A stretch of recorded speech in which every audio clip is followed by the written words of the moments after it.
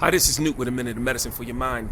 You know, each and every one of us was created with a certain set of skills and abilities and a vision and purposes within us.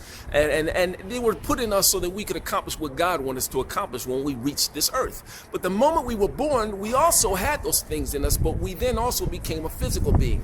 And once we became a physical being, we were now subject not just to what God said about us, but to our cosmos, to our environment, to our families, to situations that are indigenous to our families, to our own self-deficiencies and lack of self-image and self-esteem, to our comparisons to others and what we see they do and what we think we can do in relation to what they can do. So there's some brakes that were put on us. All of those things created ceilings that we can't get above because they're self-imposed until we find a way to remove those ceilings. They also create a box around us. That box creates a mold for us to operate in. And we don't go outside of those boundaries. And unfortunately, those boundaries weren't set by godly principles or the things that were intended for your purpose. But they're set by what others have done in the past and how we've compared ourselves to others and what they've done in relation to what we think we could do because of what they've done.